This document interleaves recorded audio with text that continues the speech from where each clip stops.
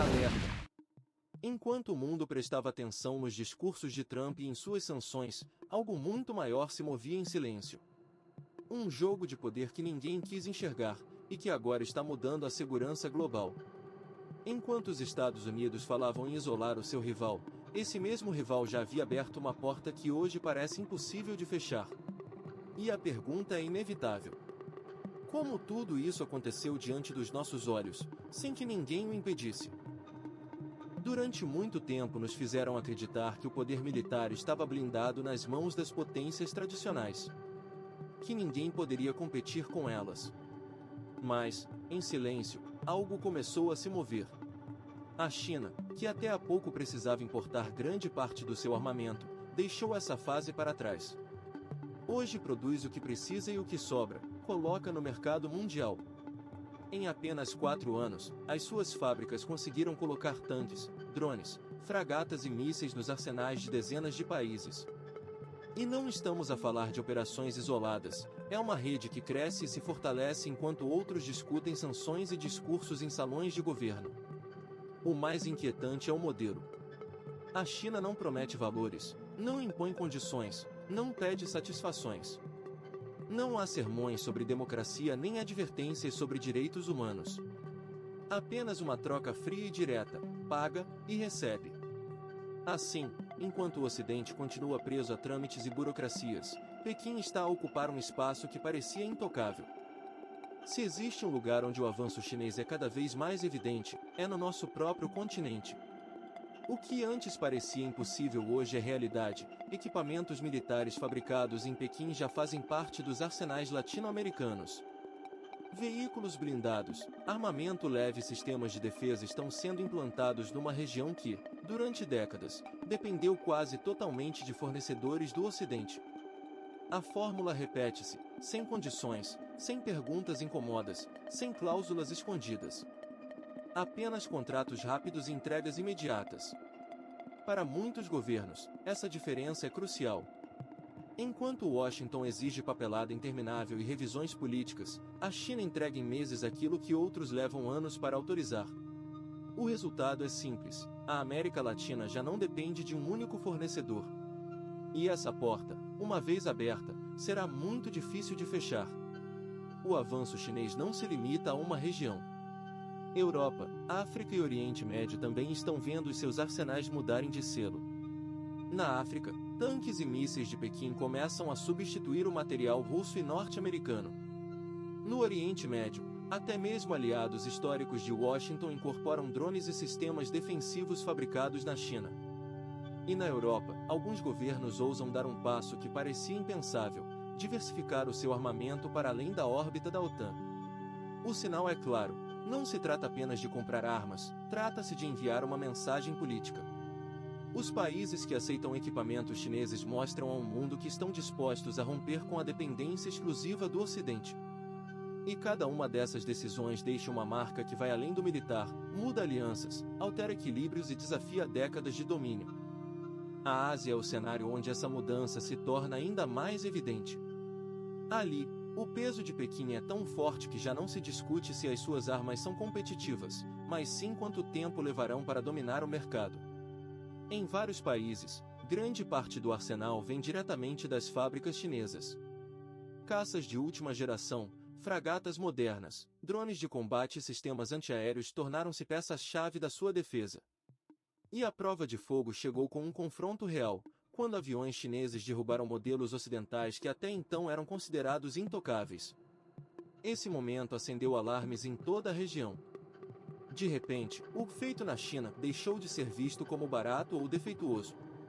Agora é percebido como uma alternativa séria, capaz de competir em pé de igualdade com os Estados Unidos e a Europa.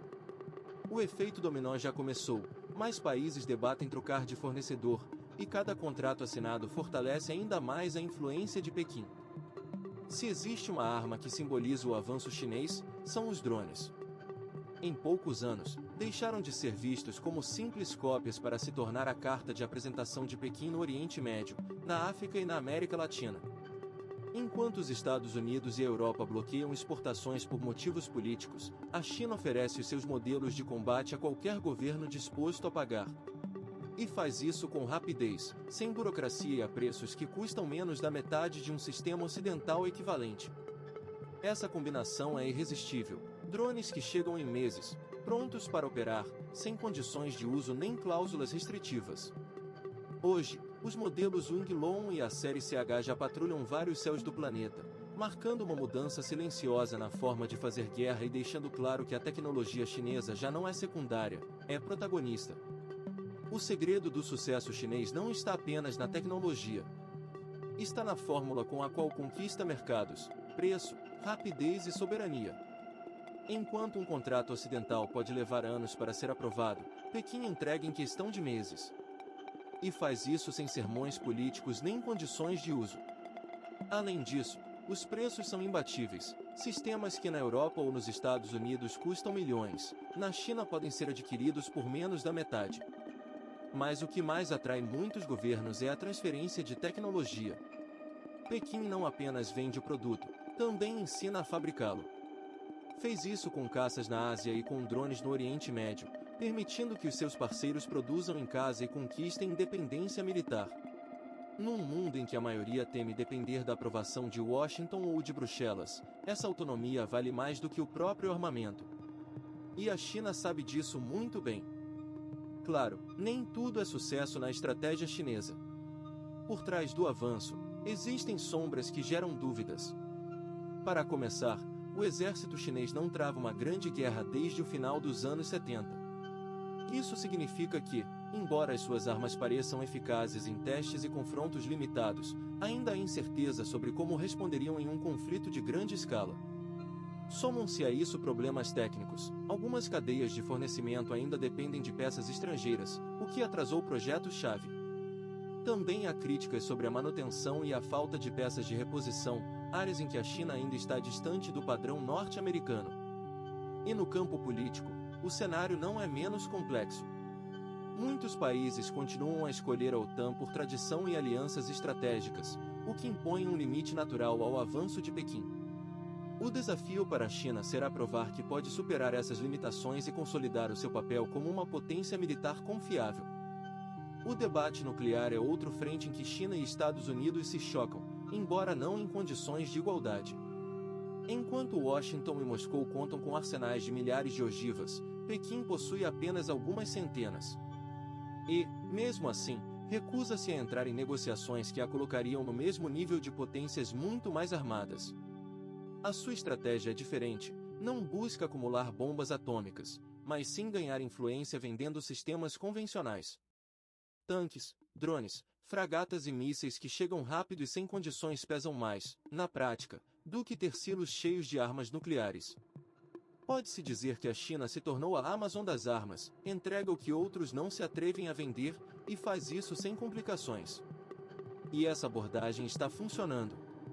Cada contrato assinado na Ásia, na África ou na América Latina não apenas fortalece arsenais, como também reescreve as regras de quem protege quem no novo tabuleiro mundial. O mapa militar do mundo já não pode ser entendido sem a China. Em poucos anos, deixou de ser um ator secundário para se tornar um fornecedor global que ganha espaço na América Latina, na África, na Ásia e até mesmo na Europa. Mais do que volume, Pequim aposta em estratégia, contratos rápidos, preços baixos e transferência tecnológica que garante independência aos seus parceiros.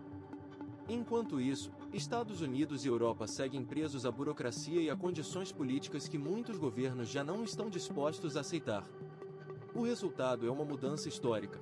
O Sul global começa a diversificar-se, votando com a sua xícara militar e desafiando décadas de monopólio ocidental. A pergunta que fica em aberto é simples, mas decisiva. Estamos a assistir ao nascimento de uma nova ordem mundial, ou apenas ao início de uma competição que está apenas a começar?